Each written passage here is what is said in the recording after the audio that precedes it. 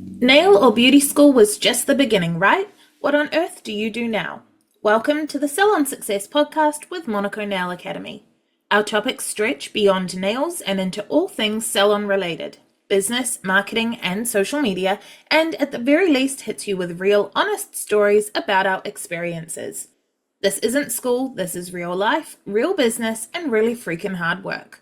Before we get started, wherever you are, thumbs up, tag a friend in the comments, or hit that share button and support small business. Hey guys, Penny here from Monaco Nail Academy, and today I'm joined by Mel. Hi. And by Pat. Hi. And we're going to talk about which traditional marketing methods are dead. Ooh. R.I.P. R.I.P. I think it was from like a Sheena thing, like when we were doing an episode with Sheena, I think she said something like, I was wondering if like a business card's still a thing, and that's what we wrote down is like, are business cards still a thing? And we're just going to turn it into a whole episode. Yeah. And just a reminder before we get started to use either my code or Mel's for 10% off all courses, because that's how we get a kickback from the enrollments and they're how we support the production of the podcast. My code is Patsative. Mine's just Mel.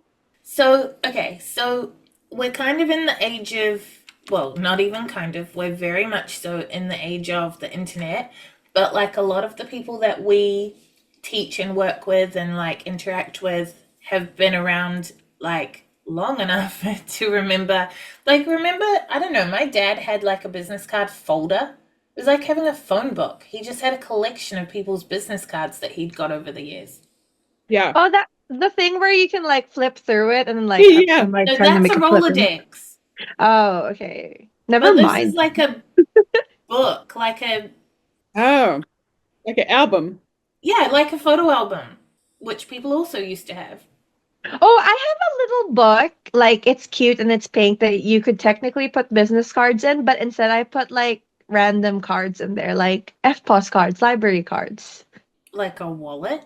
No, different from my wallet. It's like really thick. Like loyalty cards and stuff go in there. Okay, so let's start. This whole episode, despite what Pat said at the end of last week, is not all about business cards, but Pat's young anyway. Pat's young and youthful. I'm not that young. I'm a dinosaur.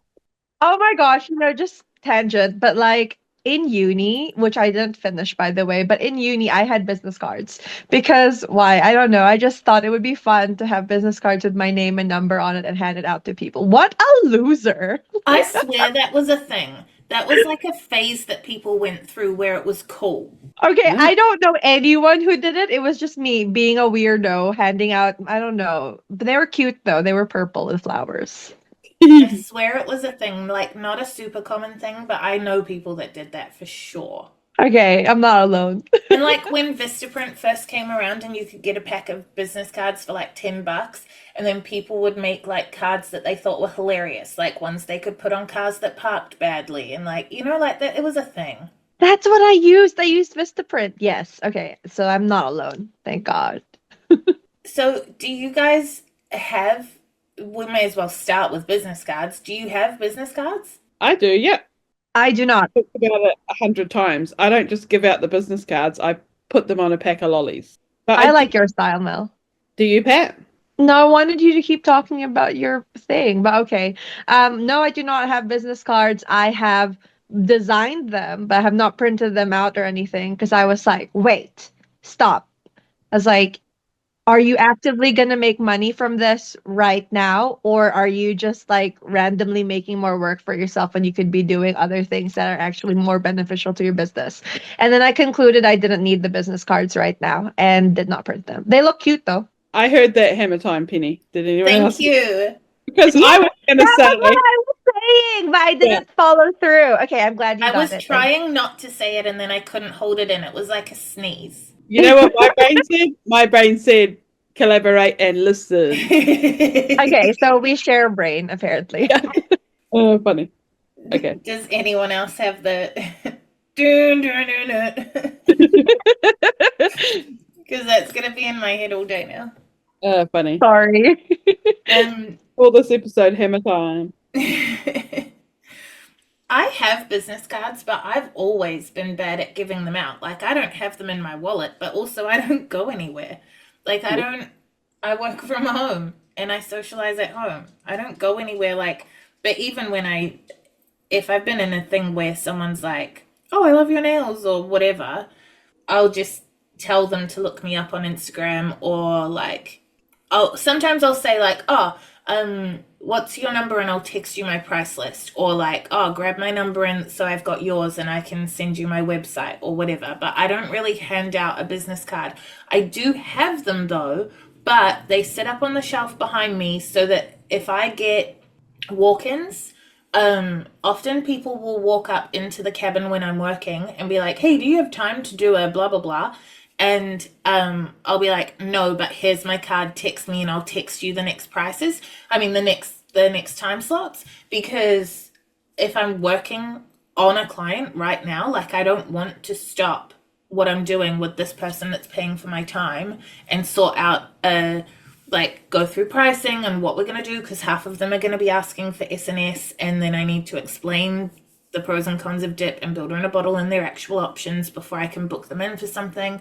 I don't want to do it right now. I'm busy. So I just give them a business card and say, text me and when I'm finished with this client, we can have a conversation or I'll send you the next available time slots or whatever. And then also sometimes for older clients who aren't so like phone dependent, I will write their next appointment on the back of my business card and give it to them rather than having like a your next appointment thing because I don't think that's necessarily relevant for the majority of my clientele because they're getting text reminders and they've got calendars in their phone and stuff. But I've got some elderly clients that are like, can you write that down? Yeah. So then what info, okay, bit of a tangent. What info do you have on your card? Because I've seen some lately that have no info. It's just a logo and then a QR code. I just have a pretty stock standard, like traditional business card, I guess. It's logo. I think mine has my name and nail technician under it. Maybe. Oh, does it? Do you know? I don't look at it. Yeah. It'll just have phone, address, website, probably Facebook, Yeah. So socials, logo. Yeah. and a completely blank back. Okay. Yeah, because some of them do have your next appointment time, like when you go to like the dentist and stuff. Yeah, but I just write it on there. I don't need it pre-printed. I used to back in the day, back at least a decade ago, the back of my business card had a referral bonus on it. So I can't remember how it was worded, but it said like bring this into your first appointment and both you and blank will get $10 off your service. And the idea was that like say for example, Mel, you come to me for nails and then I give you that card, you write Mel on it and give it to Pat. Pat brings it in because now you've referred her to me and you both get $10 off or whatever it was. However, I did have like a few people would write their own name on it and then bring it back as if I'd just like given them a voucher or like I don't know what the frick they thought the point was, but like I did have some people do that. And it wasn't like it wasn't doing what it was supposed to do. Like if someone's Did they gonna think be they were gonna referred, get 10% off twice or something? Like what? yeah. But the thing is though, I still maintain that like you don't necessarily need to reward people for a direct referral. I think it's nice we've talked before about like surprise thank yous and like if you're gonna do something, do a monthly draw that's got a more significant prize or like random birthday presents or like stuff like that. I just don't think specific referral offers work because if I'm going to refer a friend to go to you, it's not because I was offered $10. It's because I believe in you. I'm not going to do it for the sake of $10 if I think you're shit because then my friend's going to be like, why the hell did you send me there? I just wasted $60. And also, chances are, especially in this day and age, that if I refer you to my friend, like if I refer you to my nail tech or whatever, you probably text me and said, who does your nails? Like, I'm not sitting next to you holding a card and be like, oh, let me give you this card. Like, that's probably, statistically, that is not how the referral is happening with a piece of paper. Yeah, like how often do you see your friends these days anyway? Well, never. But yeah, like more likely the communication's going to be online and it's going to be like, oh, I saw your nails in that photo, or you always have nice nails, where do you go, or whatever. So yeah, so that was what was on my cards a decade ago, but I wouldn't put it on there now. So That makes sense. they have a place, or are they dead in the water? Pardon? Do we still think business cards have a place and a purpose, or are they dead in the water? I still use them. If I ran out, I wouldn't rush to reprint. Like, if I was getting low, I wouldn't be like, oh no, I need to order them now, I'm going to run out. But if I ran out, I would add it to my list. Next time I do an order from wherever, I need to get some of those too. If I didn't have them sitting behind me, I would have to go and find post-it notes. Like, I use them regularly enough to write something on the back and hand it to someone, or like, yeah, or to say, like, text me and we'll sort your appointment because I don't have time now. I would have to have written down my number, and then that's wasting more time.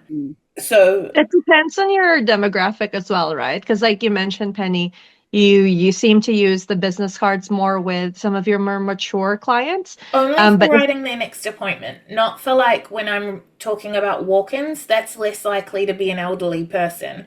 Like, oh, true, if I yeah. get a walk-in, it could be anybody. And I tell you what, one thing is, so literally only a couple of days ago, and this is a regular occurrence, but like the most recent business card I used was a few days ago. A 15-year-old, 15, 16, walked in, was like, hey, do you do extensions, blah, blah, blah, blah, blah. Can you fit me in? How much are they? And because I'm not a mall salon, I know, and I have a predisposed like prejudice against myself, that when a young person walks in, they're not going to want me, like, kind of thing, I'm going to be too expensive for them. And I know to logically fight against that in my head, but it's still the instinct.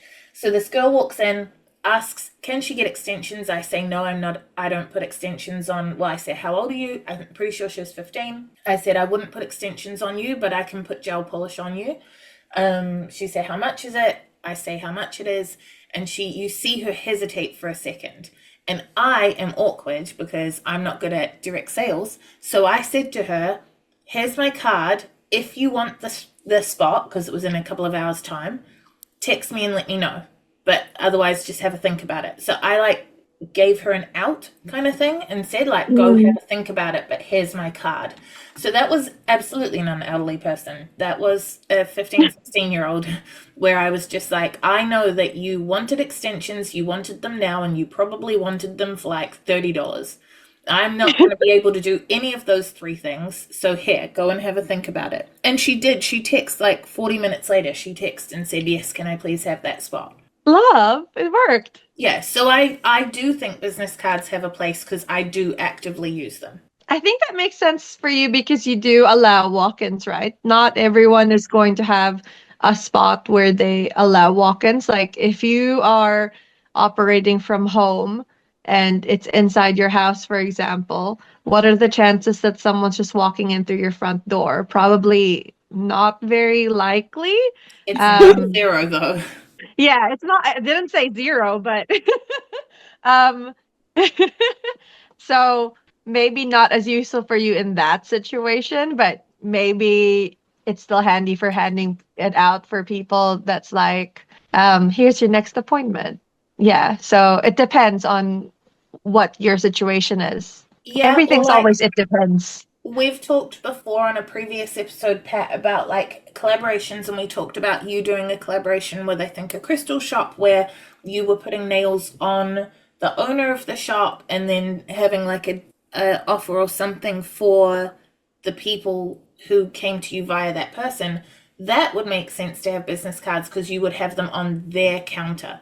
Mm, So even working from home, no walk-ins, it depends how you're marketing yourself, but a way to provide information is still, I still think a business card is the most straightforward way, especially as well because like it's either that or stop and hammer time, stop and put the like go on my Instagram right now. Like the alternative, say for example in that crystal shop scenario, The alternative is some sort of like small poster that has a QR code, which eliminates people that don't know how to use QR codes, which, you know, might not be your demographic, but some people would be eliminated, or a small poster with the information, but they're going to have to stop, open their phone, go into it. And again, some demographics they're going to be like, I can't be bothered, it's fine, I'll just look them up later.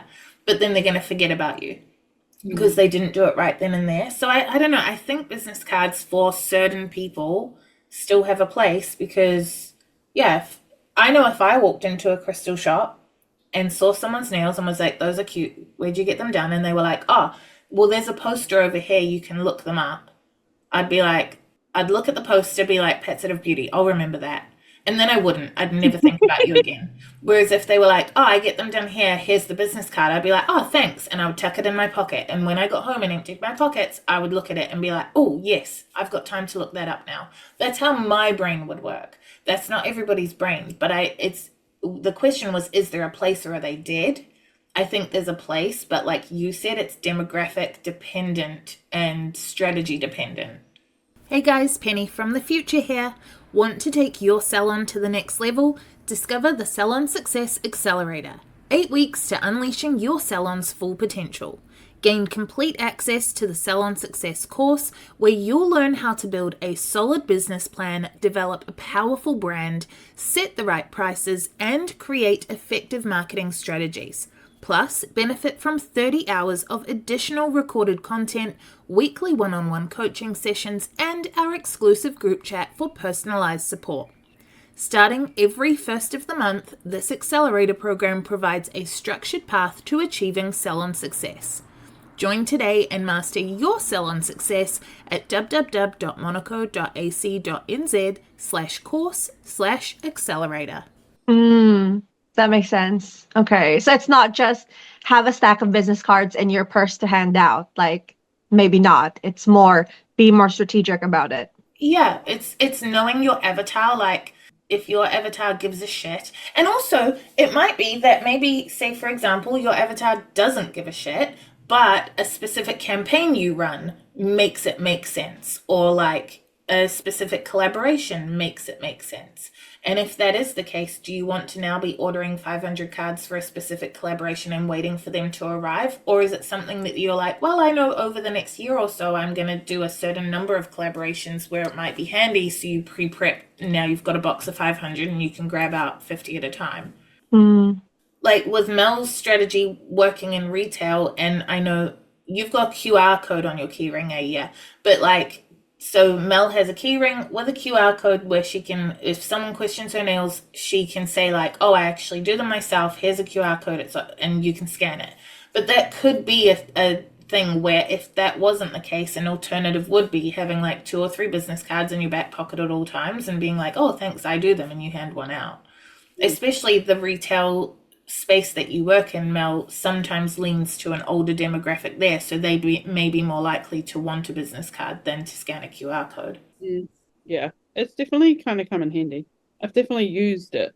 Do you know the other argument I have in favor of business cards is like, I think so many newbies think that before they are a quote unquote real nail tech, they need like a name, a logo, and a business card and a price list. Like, I think those 4 things are those 4 things are things that people use as excuses to put off starting when they're I do notice that, yeah. I think it's those 4 things: business name, logo, business card, price list. And maybe business card is the last on that list. Maybe people are more name, logo, price list.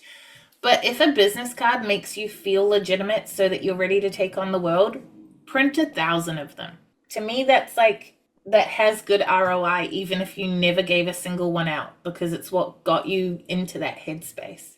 Okay, so then business cards aside, what other non-internet marketing tools are you guys still either using for yourselves but also engaging with? Like, it doesn't have to be what you're doing for your salon.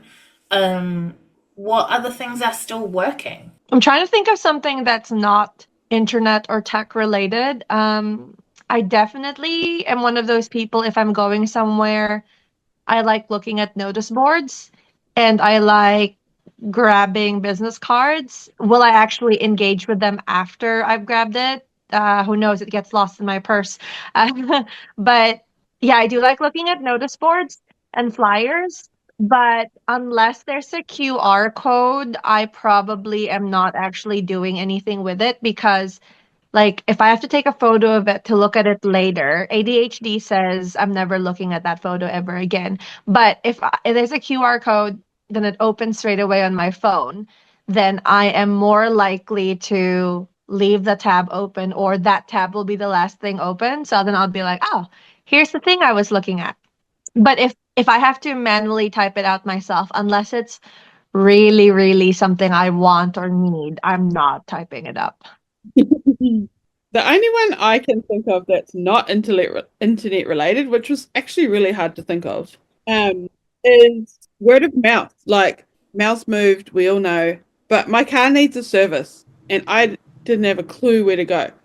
So all I did was ask everybody. And a lot of people recommended one place. So I was like, wow, that place has really got good word of mouth. It's funny because even with word of mouth, I use the internet. Like people will always post on the community Facebook pages, like and be like, "Well, who's a good blah blah? Who's a good blah blah blah?" Like mechanic or whatever. And I will just check what the comments say. And there's probably like 5 different posts where people talk about the same thing, and I just check who pops up a lot, but also who doesn't pop up. Like maybe who pops up the second most is who I'm going with because I don't want the busiest one either. So it's still internet related, but it's word of mouth.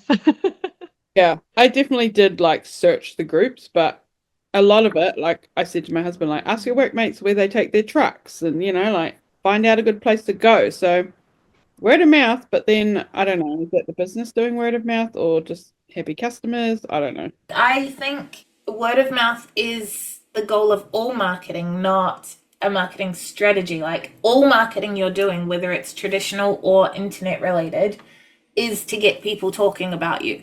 And that's what word of mouth is, people talking about you. So, like, I don't know, I wouldn't call that a marketing method. I'd call that the natural byproduct of marketing. But, like, I have some examples though. Like, so I'll throw some non internet marketing methods out there, and you tell me the last time you either used it for your business or, like, bought from or engaged in a business because of this thing. So, signage. I'm trying to think. Signage. Well, that's marketing, right? Like I put a flag outside my cabin and I get walk-ins because I have a giant bright pink flag that says nails. That's signage. That is my marketing.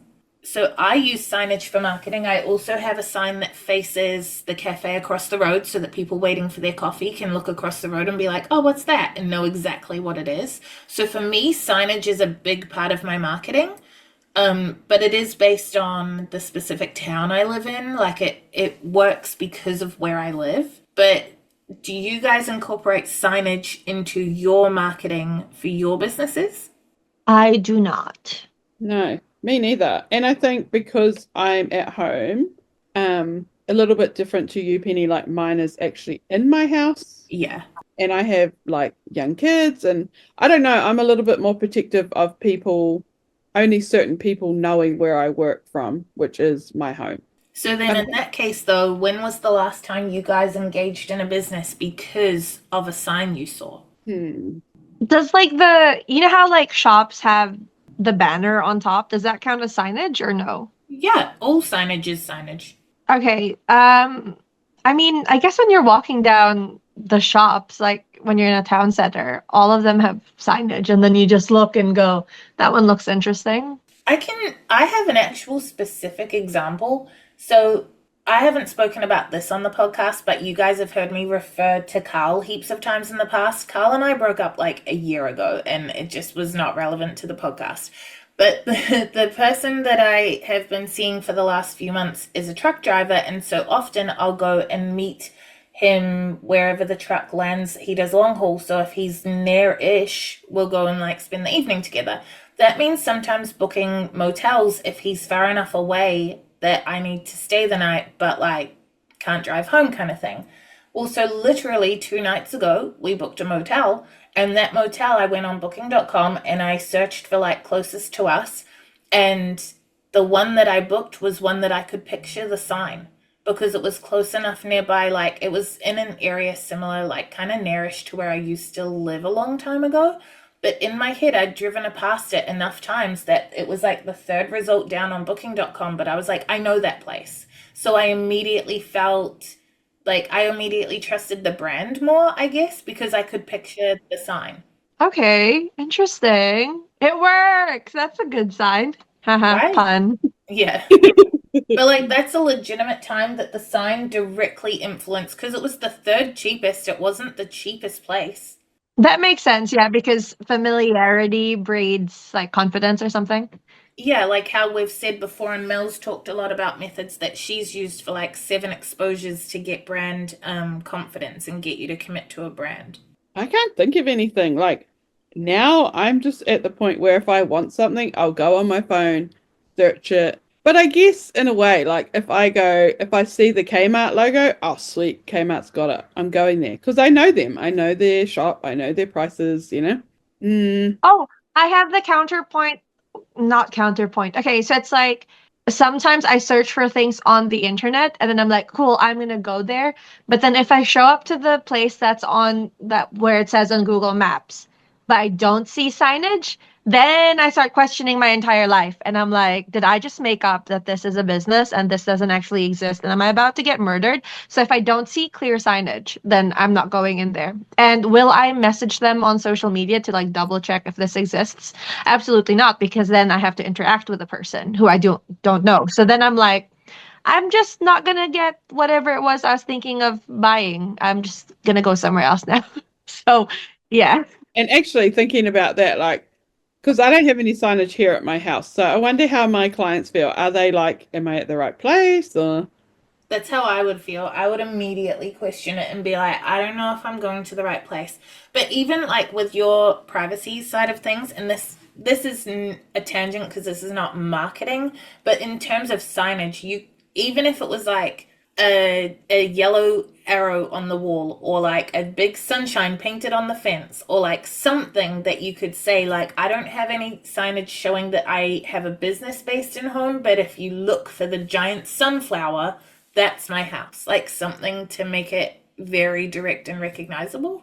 Yeah. But I guess you can get the ones that you just put out and bring back in, right? They don't have to be permanent, like your ones on top of the roof. Like it could just be like a little flag you stab in your lawn or Yeah, I have the flag and a sandwich board that go in and out and then complement the permanent stuff. I guess You could for have like a bunch of disco balls hanging off your fence and be like, it's a disco ball fence, to the you know?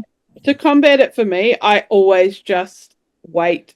And as soon as I hear like their car, I open the door and I'm standing in the door. So they don't have to come and be like, eh. Do you know what? That, and this again is my specific brand of spicy, that would make me so anxious. Like me there already, like, hey.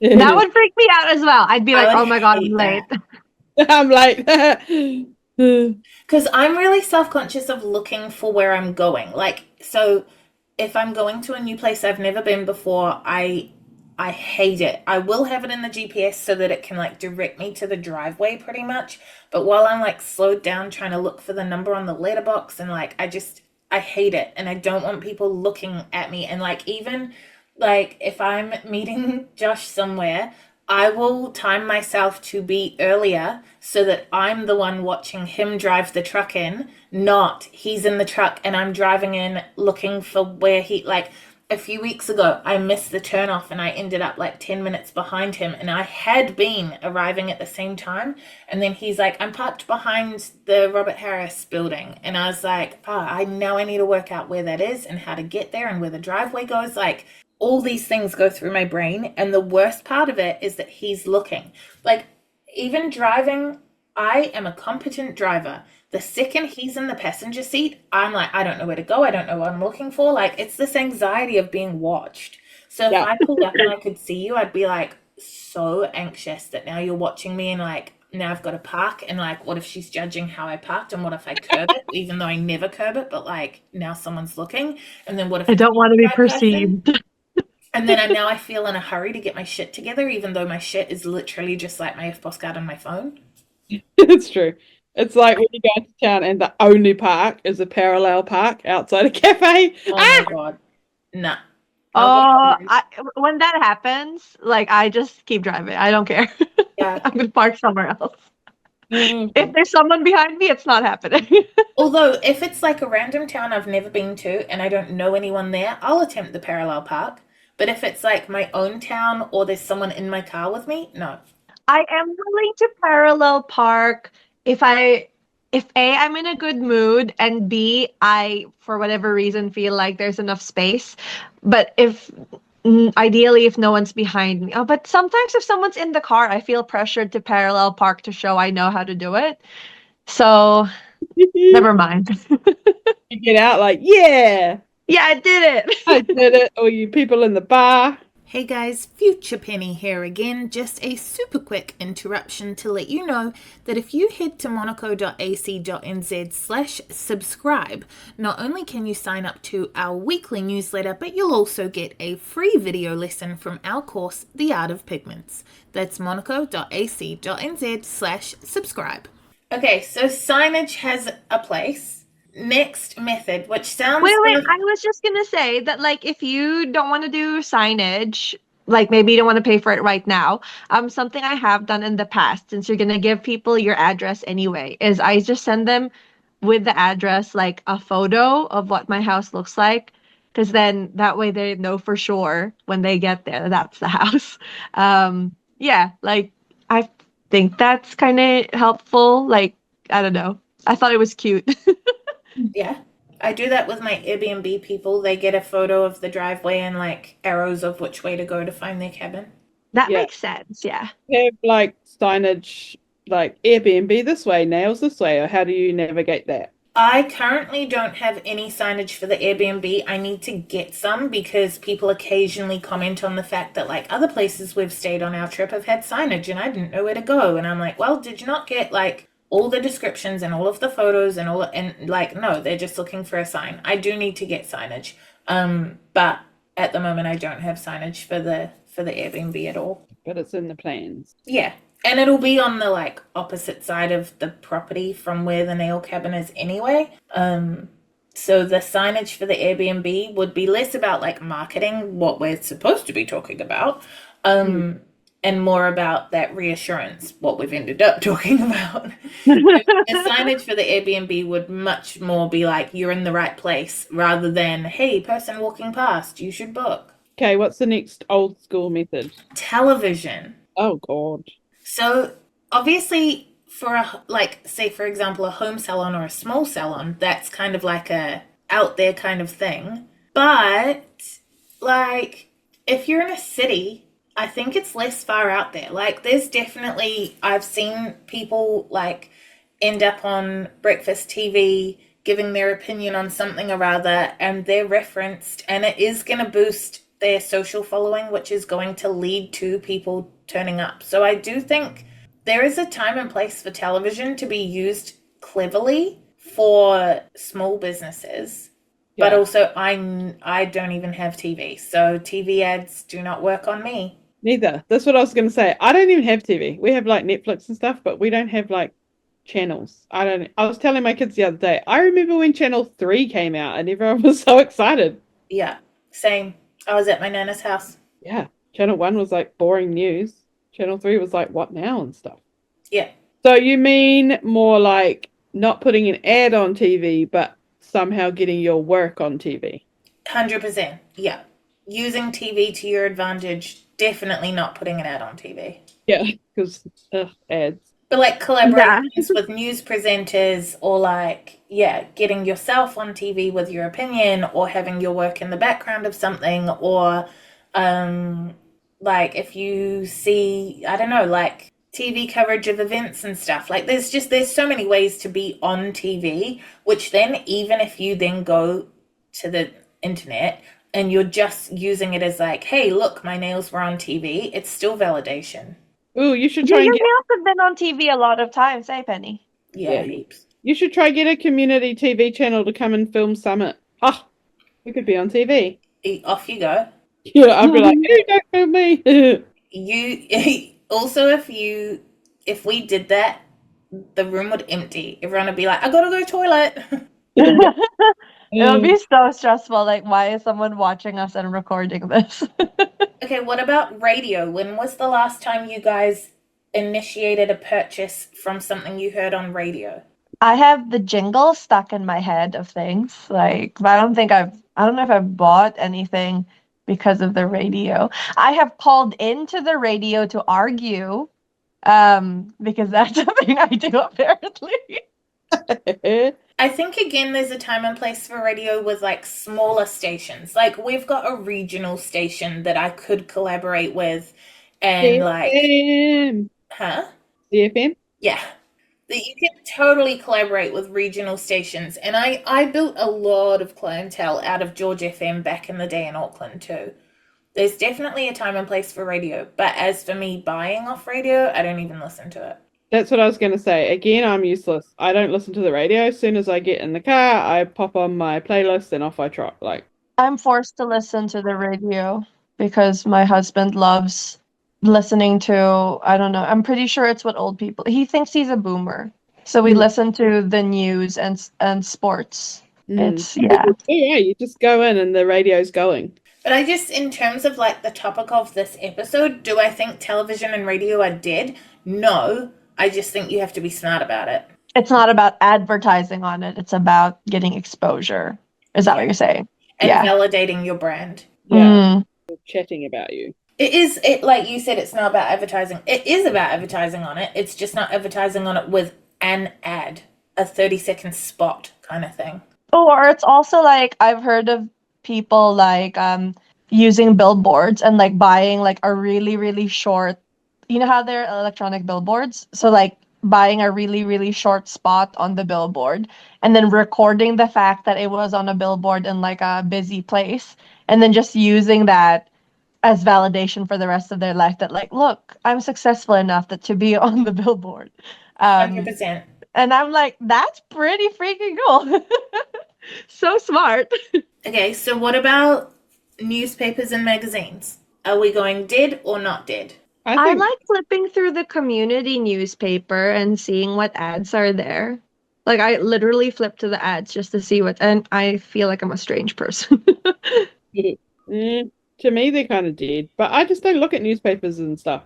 If I get a pamphlet in my letterbox, I literally take it out of my letterbox and throw it straight in the recycle bin. I don't even look at it or anything.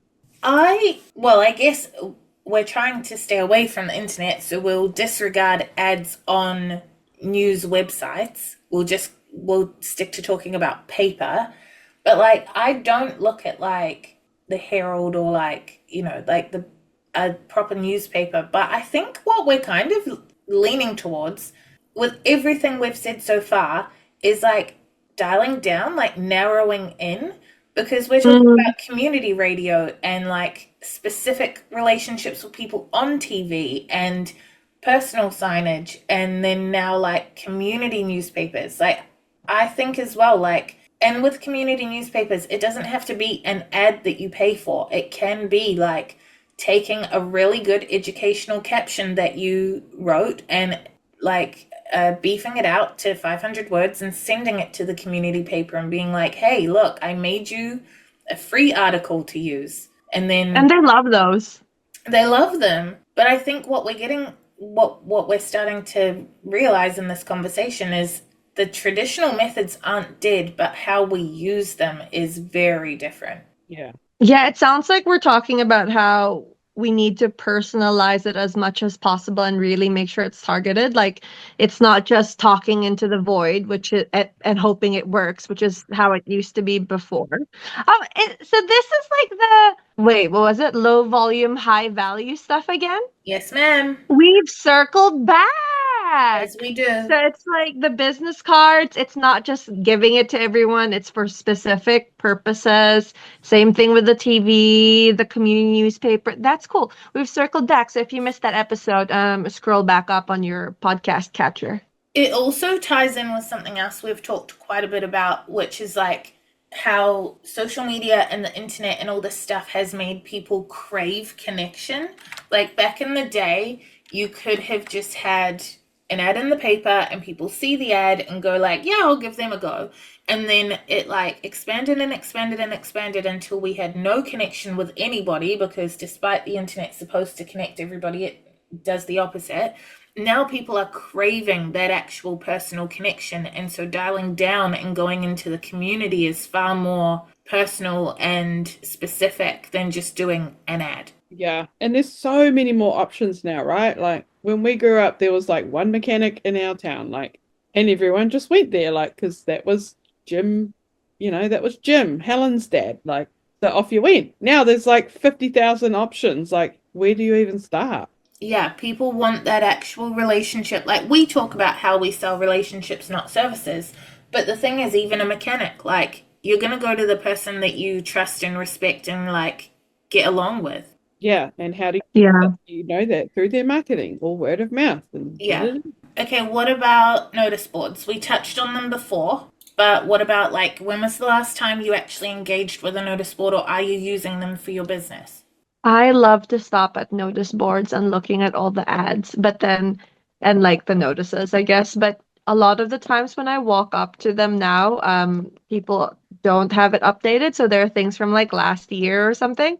And then I'm like, oh, and then I'm not sure if anything on there is relevant. So then I keep walking.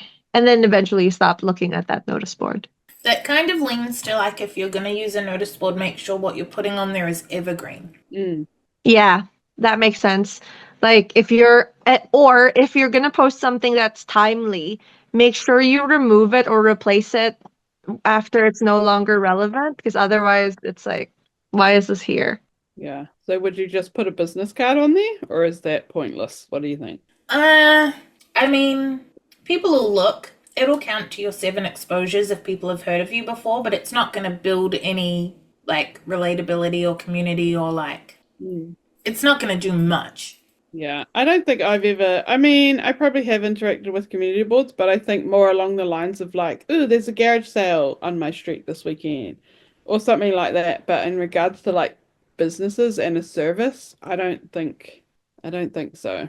I wonder if like we could use a notice board to do a more interactive-ish kind of, well, not interactive, but something more fun. Like instead of just putting your business card, you could put up a page and yeah, it has your business details on it. But you know how, I don't know if people still do this, but like back in the day, the bottom of flyers would have like take this, it has a code or something. But we could literally have it be like, take a tip, and the tips are all stuff to do with looking after your nails or your skin or self-care, or depending on what your brand is. And the rest of it is like about your business, but people can take a tip or something. And it's like fun. You rip it off, or it might have like a fun moment or a joke or something. And then people can take it or they cannot, but it's like just a bit of extra zhuzh, making it more personal. And it might be time to bring back QR codes into the conversation. Like a QR code Mm, on a notice board is going to, direct them off to other content where you can mm. build a relationship, whereas maybe just a business card on there is not, it's not allowing them to continue the relationship. Unless you smack the QR code on the on the business card. Put a QR code linking to your most watched reel or something, or your post about, I don't know, you introducing yourself. Oh, that's cute. Yeah. Instead of just like a random your Yeah. page, it's like a specific one. That's cool. I don't know if you can do that, but I think you can. Just choose what put the post specific link. that I can be mean, this knowledge. whole, the way this conversation is leaning, or like this specifically about notice boards, leans into flyers. I'll let you guys talk about flyers and letterbox drops. Yeah. Well, like I just said, if I get one in my mailbox, it goes straight in the recycle bin. I don't even look at it. Even the ones that say to the residents of Main Street or whatever, I'm like, no thanks. It's always someone trying to sell me their religion or trying to make me sell my house. And I don't want to Yeah. do either of those things. So, I mean, we've always shed on letterbox drops a little bit because they have a terrible ROI. Like, the issue is more like it's that it's a lot of work or expense to do, and it's not targeted, right? So like it's not directed at your avatar. 80-year-old Bob could have a look and not care. But if we're on the theme of looking at things differently, I still think flyer drops in general, bad ROI. Because, like, for example, the notice board, not targeted, but also shit all work. So, like, who cares that it wasn't targeted? All you did was put a business card or a QR code on a notice board. That means for me, if it took me 2 seconds, I don't really care that it wasn't targeted. If it gives me brand recognition for one person, it was worth it. But with flyer drops, like, for example, so you're saying you don't even look at, like, no matter what someone does to get you to look, you're not going to. I know that, like, once upon a time when my dad was applying for jobs, he would put his, back in the day when it wasn't online, he would put his cover letter on, like, neon pink paper so that in the sea of CVs that they'd received, they would see his and it would draw attention. There's probably ways that if you really wanted to do a flyer drop, you could think outside the box and get someone to look for a second. Yeah, like you could attach like a chocolate bar, then I would look at it. Oh, while but then the bugs will get to it before you do. yeah, look at it while I was eating the mini-sized Snickers. I mean, we've done it before in small town. There's a community newsletter that goes around anyway, and we paid like $150 to put a magnet version of the business card inside each one. And there's definitely people that still like mention them and have them on their fridge and stuff. But it's an older demographic in a small community, and like there was a set cost to having them distributed, and it's not something you have to do regularly. I love magnet fridges. Fridge magnets. I've said that the wrong way. I mean, I'll definitely, if there's a magnet in my letterbox, I'm going to stop and look at it as opposed to another piece of paper. Penny from the future back again to quickly interrupt and remind you to sign up for the Salon Success Accelerator, an 8-week course that helps you unleash your salon's full potential. Find out more at monaco.ac.nz/course/accelerator. What about like does this count as traditional marketing, like doing festivals, markets? Like, you know how community run markets and stuff? Anything that's not the internet. Okay. Do either of you do that? I don't do it for myself, but I was thinking that earlier that the market is probably the only other way that I kind of will interact with businesses off the internet is the market. Like we will quite often go to the farmers market or just like the craft market.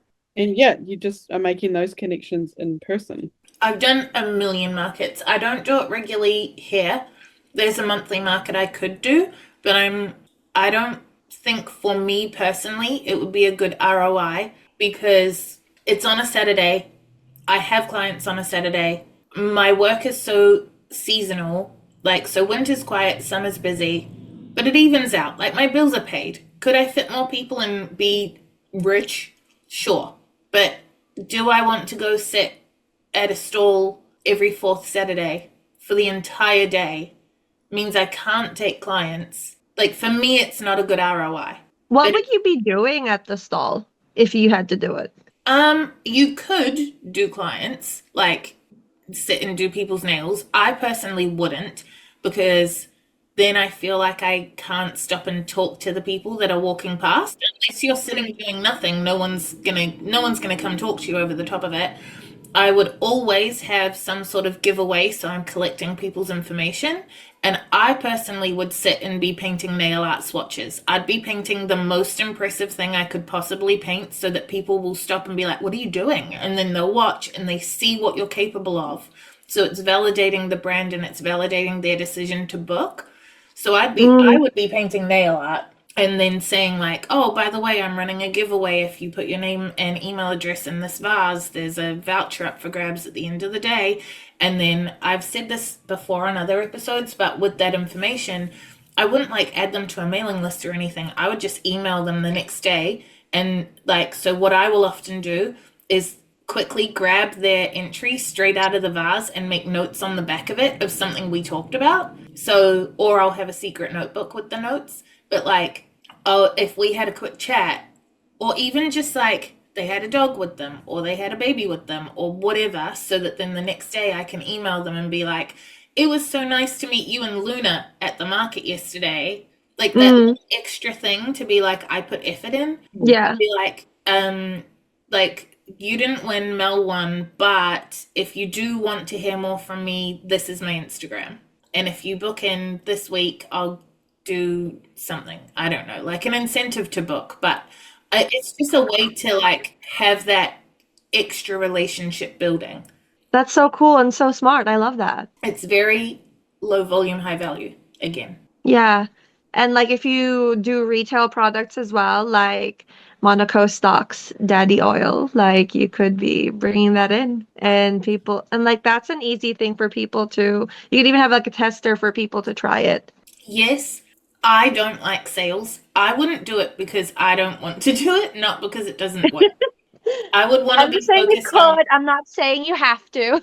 no, 100%. Someone else who loves it would do so well with it. But for me, if I had products there, I think like then it means I need to, people are going to ask questions about it. And that's not where, like, even though I fully believe in daddy oil and it's wonderful oil, like people would be like, oh, what's this? And I'd be like, oh, it's just an oil. Like, it's just not the thing that I'm good at. Whereas if I'm doing nail art and they're like, whoa, like, I guess it's almost it's probably a spicy brain thing where um the nail art is like a barrier. Like I've got clients that I've done their nails every 3 weeks for 4.5 years in this town.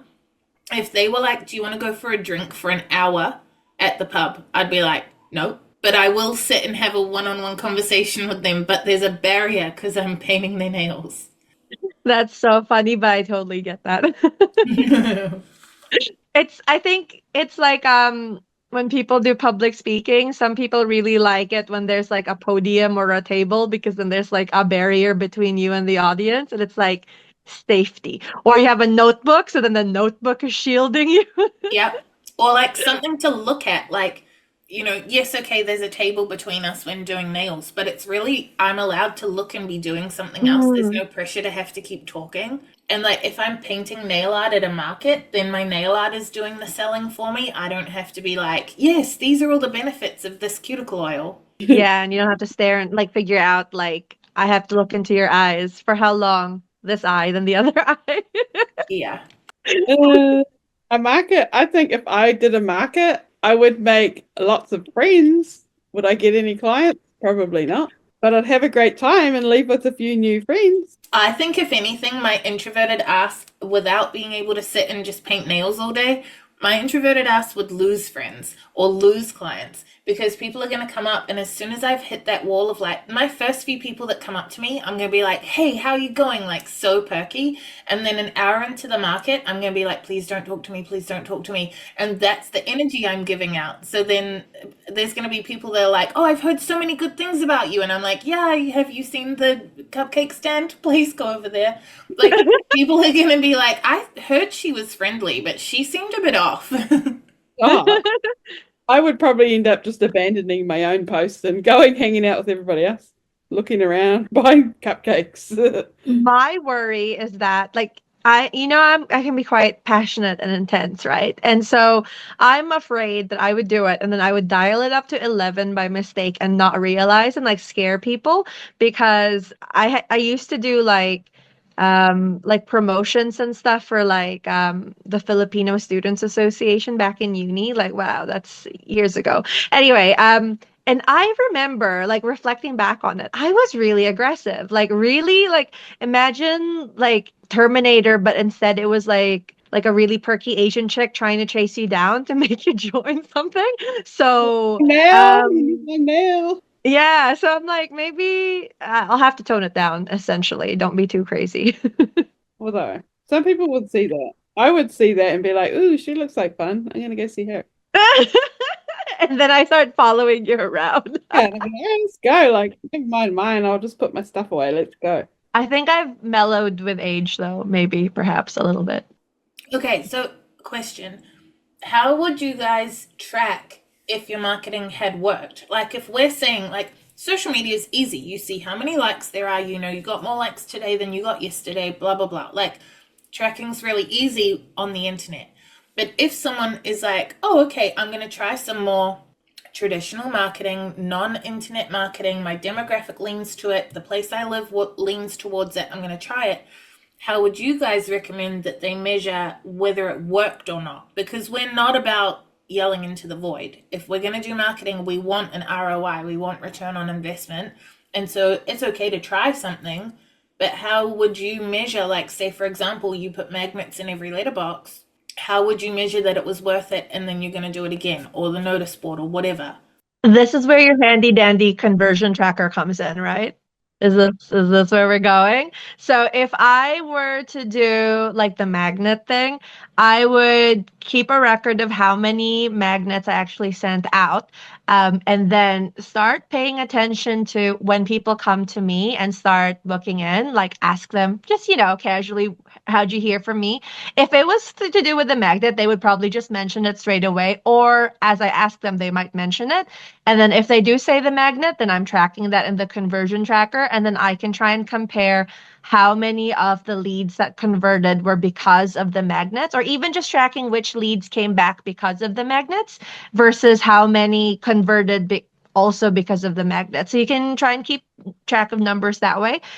You could use that as well in person. So even if you have an electronic version of your conversion tracker, you can keep track of the names, the numbers, and then see if eventually they convert. If you were like listening to this going, what the heck is Pat talking about? What is a conversion or lead tracker? You then, I'm not going to explain it very well. I think Penny can better, but basically you want to be able to track of the people who you are interacting with for a business purpose or are inquiring about your business, how many people are actually turning into paying customers, converting into paying customers, because if you're tracking this, you're going to be able to start tracking a conversion rate. That is how many people who interacted with you inquiring about your business, how many of them actually went, cool, I'm actually going to give you money now. Because the higher the number, that means the more effective your marketing is, baby. So someone add to that, because I feel like I'm not really doing it justice. You know what else you could do with the magnets? You could have a little stash in your space, and when they come, say, hey, did you get your magnet? And they'll go, what magnet? And then they didn't get one, and then you can give them one. Oh, smart. Yeah. And with the conversion tracker, I won't take up heaps of time talking about how it works, because we do have a previous episode on reverse engineering that you could go back to, or you could do Salon Success and get all the templates and all the actual training on it. But if you're using the conversion tracker though, you could then be working out the literal ROI, because if you've got all that data that you just talked about tracking, and you know that the magnets cost you $150 to do, if you get 2 people come back, you know it cost you $75 per person to attract them. You spent $150 total to get 2 people, therefore it costs you $75 per person to attract that client. If you do the magnets and over time you get 10 people back, okay, it costs you $15 per person to get those clients. And then if you do that with all of your marketing, then you'll work out what has the cheapest ROI, the cheapest way of converting people, and then you can repeat that. The other thing as well, though, that I was going to say is lots of people will say like, oh, my friend Mel told me to come to you. What that person won't mention is, and also I saw you on the notice board and I got your magnet in the mail, blah, blah, blah. They're going to think of the most significant time, but they're not going to list the 12 times they heard of you before booking. But if you are someone that wants to do a monthly giveaway or a whatever, things like that, we've talked before that if you want to do giveaways as part of your marketing, then to make them useful. In the market that we just talked about, the giveaway is the potential giveaway is useful because you're using it to collect their information. But if you're wanting to do a giveaway for your clients, you could literally do a little survey that says, did you receive this magnet in the post in the last 6 months or in the last month or whatever? And then you just literally get them to say yes or no, and then do a random draw. And of all the people that answered, someone's going to get a fun size Snickers.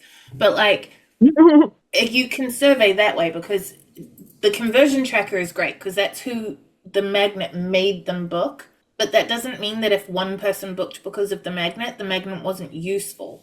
Because it could still be that the magnet's there on the fridge or in the bottom of a drawer, and then when Mel told me to come to you, I got your details off the magnet.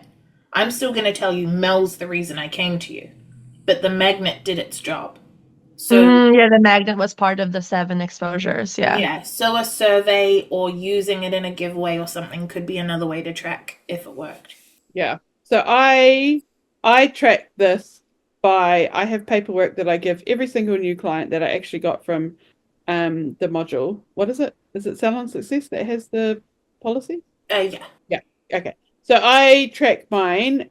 Every new client that comes has some paperwork to fill out, which I got the paperwork from Salon Success module, and it literally says, how did you hear about me? So they'll either write Magnet, Instagram, Facebook, whatever, community page, whatever. So that's how I track how people come. And then this is how I know, like obviously they're sitting in my chair now, so they're paying me money. So now they're hot. So then I go into my tracker and turn them red. They're hot. They've made their way through the cold, warm, hot process of people. Again, if you don't know what this is, go have a look at our modules because it's all there. So they're hot, they're a win, they're done. So I turn them red. So I don't need to track them anymore. The goal has been reached. Yeah, that's real good. Okay, so before we wrap up, what do you think is the next thing to die? Like, what are we going to see disappear, and where is marketing going to go in the next few years? I don't know what's going to Has die. anything actually died? It depends who you ask, because if I had listed television and radio and stuff to you half an hour ago, you would have said they were dead. Oh, true. Mm. I don't know. It'll go one or two ways, I reckon. It'll either go more the way it's going, where it's really internet based, or it will go back the other way and it will return to like face-to-face, more personalized. I think it's going to go one extreme or the other. I just don't know which way yet.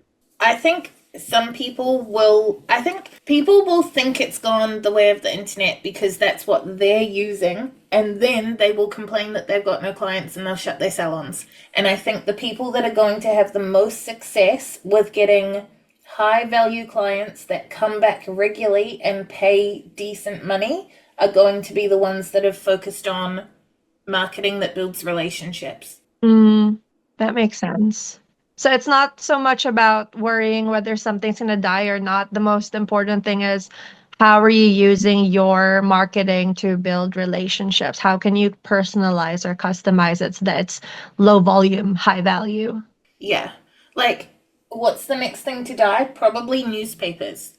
But community papers, no. Different story.